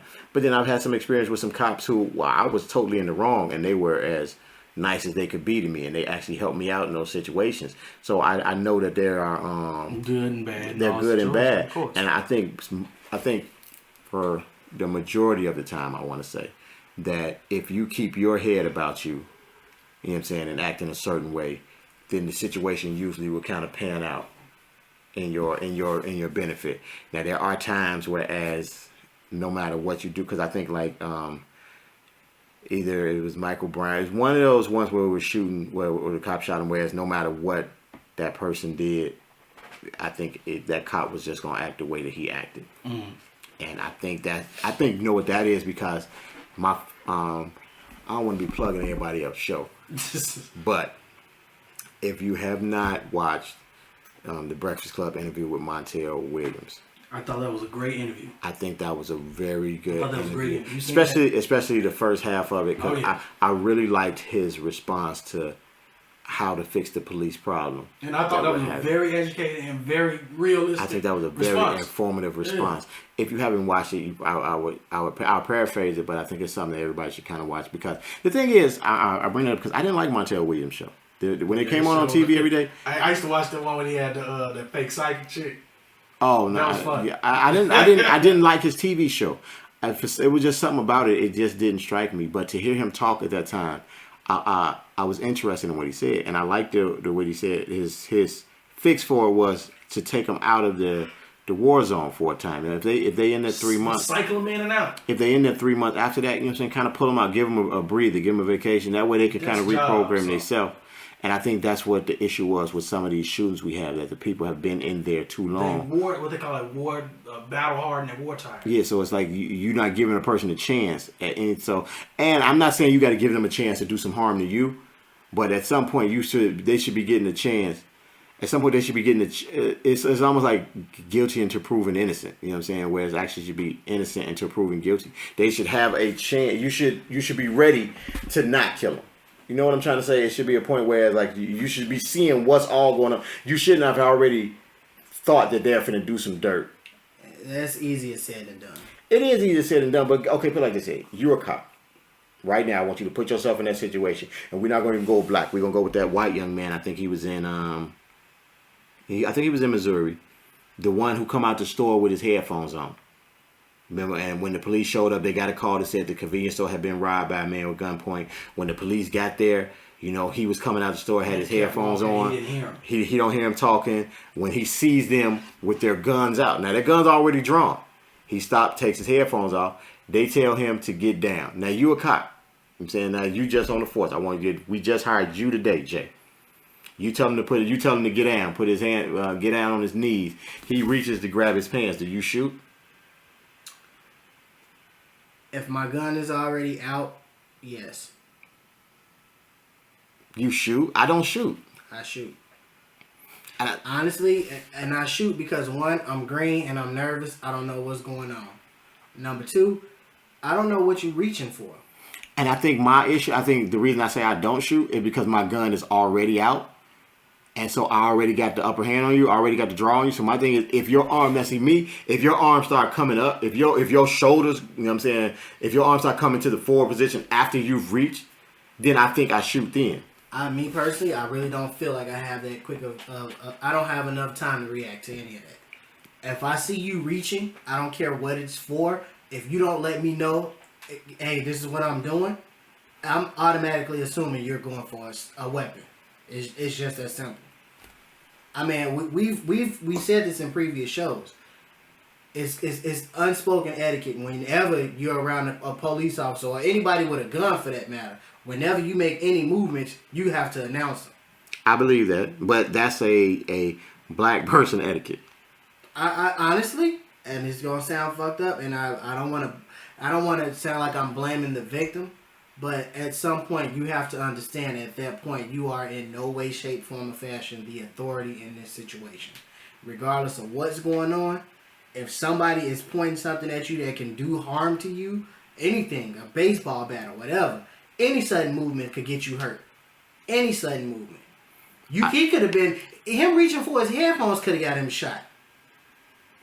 I understand what you're saying, but see, that's coming from a black guy. You got to realize white people truly believe. Coming from a police officer, though, any movement, period. I don't care if you black, white. I don't give a fuck what color you are. That's because, police, I believe they got to go home, but you have to realize white people, and that sounds so racist. When I hear myself saying white people, you know what I'm saying?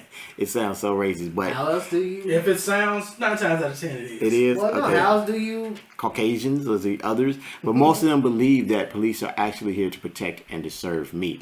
So I have the right, to say things. I have the right if I had to turn it because they shouldn't believe that I'm trying to cause harm to them. And then in that situation, you have to understand, like one I just brought to you is a white person who, first off, don't know this place. He just walked out and got robbed, so he don't know what's going on. So now we're a little more on edge as black Americans because we already under fire anyways, and we already know we profile. So if a cop pull us over, shit, we on the ground before they tell us to get on the ground. When we saw the pistols on us, our hands go up. We down on our knees. We ain't even looking at them. We didn't get slaved. You know what I'm Pistols saying? don't even have to come out. How many times you been in your car and before the police officer even get there, you done already put your You hands got on both the hands on the steering wheel. You done let got the your window both down. hands. You know what I'm saying? You let your window down, both hands on the steering wheel. You looking straight forward. When they come and say something to you, you don't turn and talk to them until they say something to you. When they mention it, you look at them, answer the question, go right back to looking straight forward. He asks you for your stuff. You tell him, look, my stuff is in my back pocket or it's over here. I need to reach and get it. Is that okay? Yes. I'm reaching with this hand. You know, you go in there, see it right there. Now here. And you sit there. Hands on the dashboard if they ain't on the steering wheel. You know what I'm saying? There's no sudden movements. But that becomes because we've been ostracized with that. We understand the fact that any movement, I can look at them too quick. You know what I'm saying? And I'm gonna get it. So any movement from us. Those other races don't have that. Those other races have the right, I'm gonna say, because they think it's their right to actually be combative with the police. And I mean, in their experience, they can go back and forth with the police, and all the police do with them is take it. We've seen videos of that. Well, that's because they're not seen as a threat. You're right. We are all. And you know what's fucked up about that? It doesn't matter what your physical build is. As long as you're not black, you're not considered a threat. You can be the most. You could be Arnold Schwarzenegger. Exactly. I mean, the built is look like the worst nigga, worst white person in the world. You got tattoos all in your face, this, that, and the other. If you're white, you're not a threat. If you're white, you're all right. You are not a threat to the police. The police are shooting children. They killed a little boy for a fucking play gun. Got out the car, didn't tell Shorty to put the little gun down or nothing. They whacked him. The little boy was what, 10 years old? 14. I thought he was 10. Still don't matter. Whacked him. Over a little BB gun he was playing with. It wasn't even a BB gun. I think it was a cap gun he was playing with. And it had the orange tip on it, didn't it? Was he pointed at the police? No, he was in the park. He was pointed at people in the park, and somebody called the police. The police just got out the car and shot. Didn't tell Shorty to put it down. Come here. None of that shit. They Shot him twice. Like Killed him. Like gangsters. Police shooting everything. Y'all see that when the police shot that man dog? Nah. Yeah, I've seen that. That Rottweiler? Yeah, they shot the Rottweiler. The Yeah, Rottweiler. attack? They shot him a couple of times. No, the dog was. The dog, The dog. the dog was protected. What happened was the police were doing something. I mean, on the block, and this guy, I guess he walked his dog. He didn't walk his dog because his car was The there. guy wasn't even a part of whatever was going on. But you know how he's standing there, and he's going at it with the police. Jaw jabbing at the police. The police are down the block. He's standing there going at it back and forth with the police. Somebody's across the street videotaping it. He's going at it with the police, and then I guess when the police finally get enough, they start to walk toward him. What he does is turns around, walks off. You think he's leaving the area. He takes his dog, puts it in the car. He put his dog in the car, but the windows are down. He puts his dog in the car, closes the door, goes back to where the police at, and as soon as the police, he just turns around, puts his hands behind his back, and get down on his knees. Like, okay, go ahead and arrest me. The dog is going off in the car when he sees the police. Black guy? Yeah. It's a black guy. Yeah.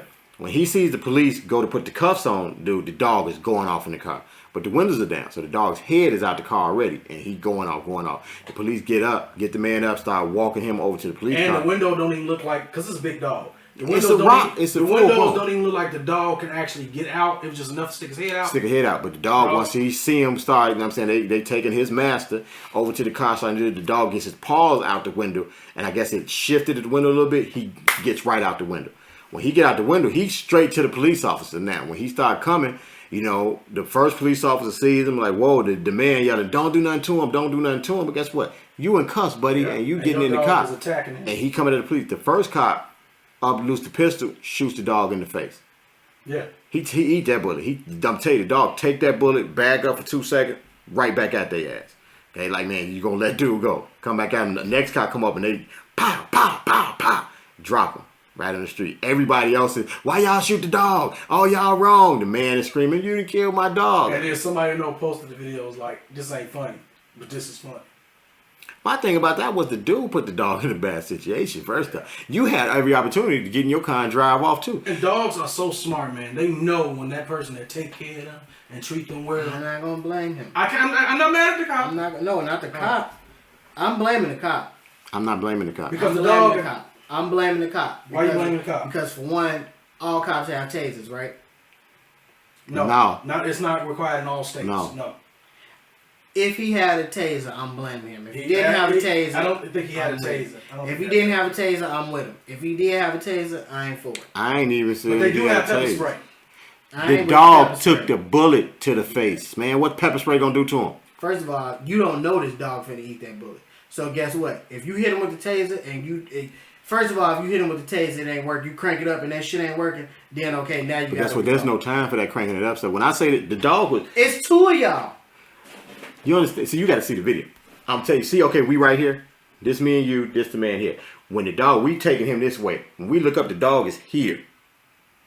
You know what I'm saying? Full grown Rottweiler. If he there, you already bit. You ain't got enough time to get your gun. No, he there. I'm telling you, he got that pistol out on him. He there because like the dog, he came and the dog. You know how most He dogs. stopped and started barking. Well, no, he stopped and got in that attack. I'm finna come at you there. And that's why he got shot. The dog actually went at the cop. It wasn't like he just stood there and was barking, and they shot him. We getting here with the dude, dog there. He turned on the dog, you know what I'm saying? They see him. You know when you that first glare, y'all kind of lock up, and then the dog went at him. They still had the man in their arms when the dog come at him at first. Dude had every chance to get away from that. He went put back the to that dog in the situation. car. He did what he had to do. He did what he felt was right to get the dog out of harm's way. I know these motherfuckers that crazy and put my dog. What he should have did was roll the windows up. No, what he should have did was drove off. He Well, wasn't. We don't know. You don't know the situation between him and the cops though. The cops are down the block while the cops are doing another job. I think matter of fact, they was raiding the house, and he's sitting there fussing at them for raiding the house. Okay, I do not know justification for that. You know what I'm saying? Ain't He no fussing at them for raiding the house. Like he had nothing to do with He had nothing to do with what they were He had doing. nothing to do with what they were doing. He just fussed. Nah. Tired of y'all MFers over here and And then he sees the two cops. But why were they arresting him? It was, because he got you know what, I He think just it's a turned certain- his- ain't it's a certain It's a certain distance you're supposed to be. But the thing is, He he wasn't that never far. he never crossed that distance.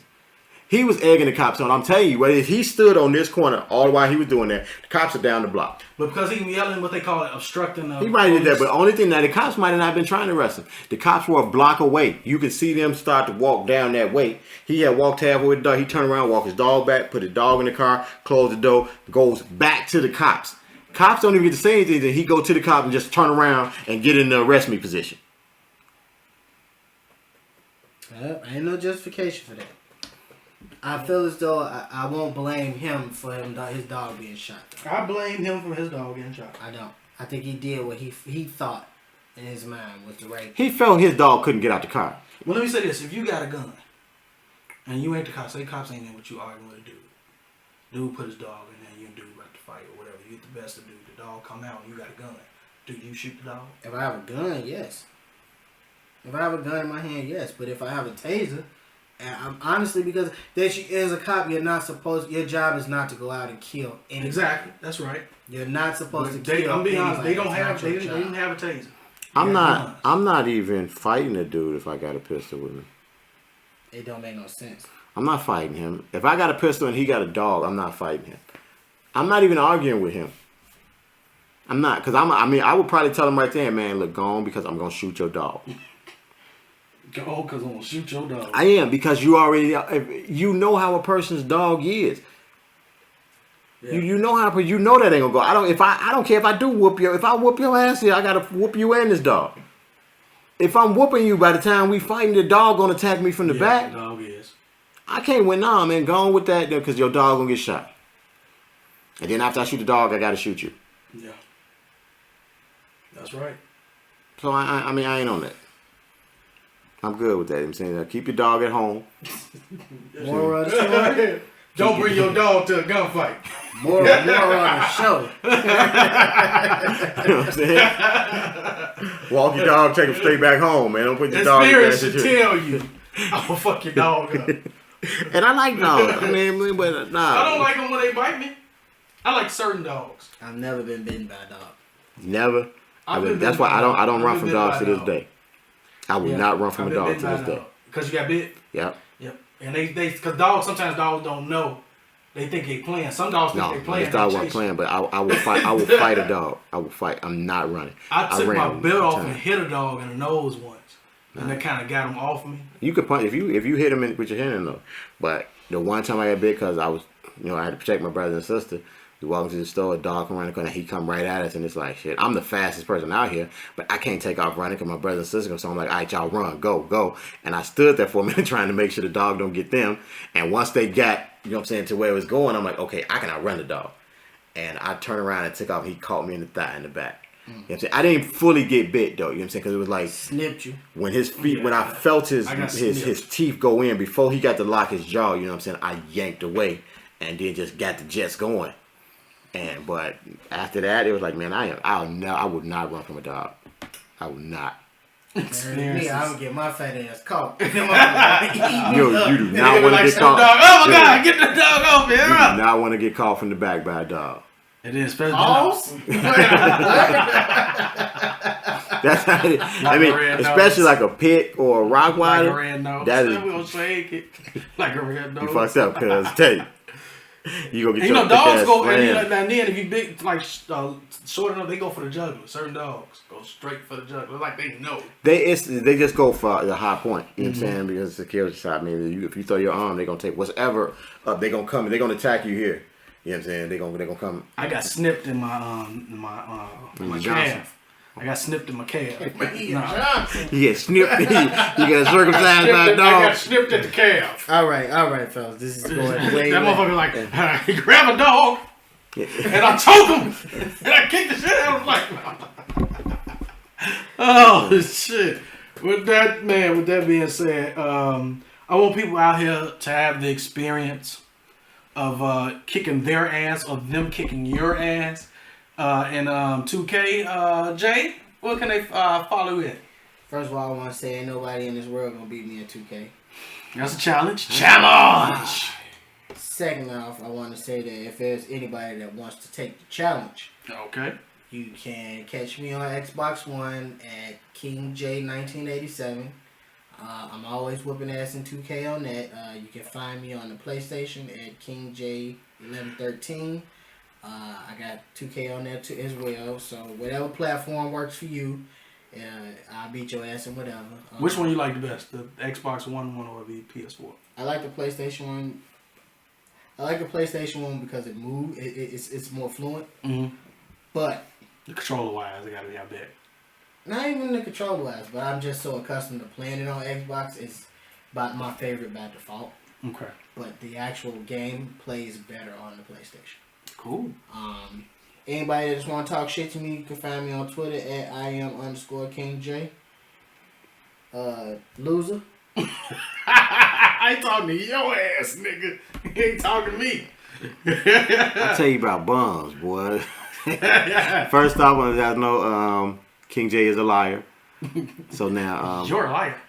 Everything with me is Focus One. FOECUZED1. That's on Gmail, Facebook, Twitter, Instagram, the Xbox One. I am Focus One. We're going to get this Twitch out to y'all so that it won't be no he say, she say. Hey, yo, get your popcorn and everything else ready, B. It's going to be an epic battle. We'll get all that out to y'all. Actually, I think we did it once, but I think we when it first came out, we just did it the wrong way. Yeah. So we're going to set it up right. We're going to get that out to y'all. And then... Y'all think we should have Almost There Twitch? I don't... the thing about with Twitch, I'm not real accustomed to what it is, so... It's just video.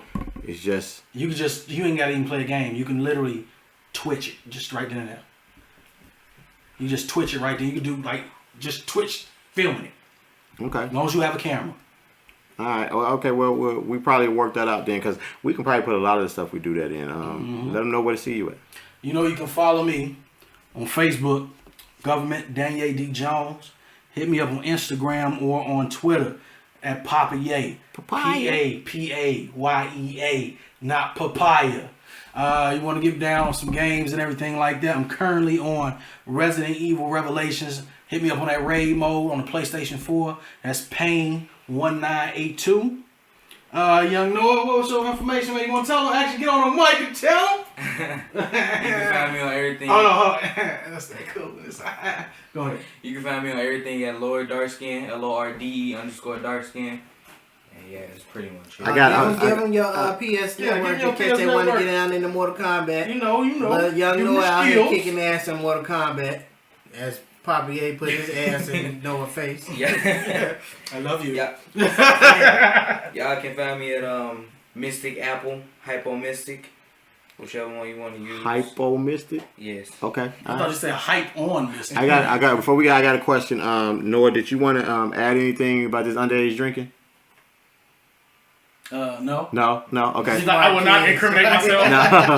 Alright. Y'all can follow the crew. It's the Almost There Crew, Facebook, the Almost There Crew, Twitter, the Almost There Crew, Instagram. The website is www.almostthereshy, and it's spelled CHI. .com. The email is almostthereshy. Once again, that's spelled CHI. at Gmail. Other than that, I mean, follow us on Facebook, follow us on Twitter, subscribe to the YouTube channel if you have not subscribed already. What the hell you waiting on? I'm telling you, you're missing out.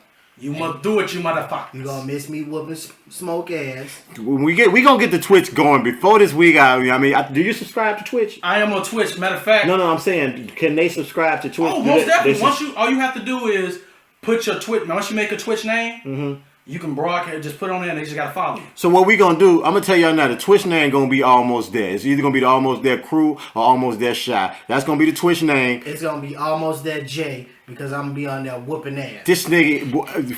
Or matter of fact, how about we do a joint Twitch venture? I got a Game On Radio 1 Twitch, and we can put that on there. No. 2K. Look, 2K Tuesdays. Hell no. Fuck what you talking about. 2K Thursdays.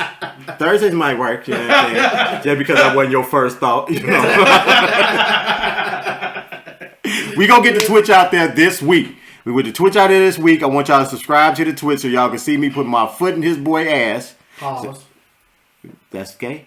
Yeah. Feet? No, ass it is gay? ain't. If you ass, if you said my ass, it was gay. Oh, really? Yeah. No, but that's Hold like a on. threat. I was tough when I said We're it. grown Oh, men. okay. But because you was tough, I was tough when I We said it. grown so, men. We okay. over that. All right. We before all that stuff. You can say what you want to say and not look at that. All right, so now, passed after all that, people really, we got a lot of stuff coming up. Y'all need to follow us. Y'all need to subscribe so y'all can see what's going on. We trying to do a lot of big things this year. We want y'all to come along for the ride. So, just fuck with the crew. tell a friend. To tell a friend. To tell a friend. To tell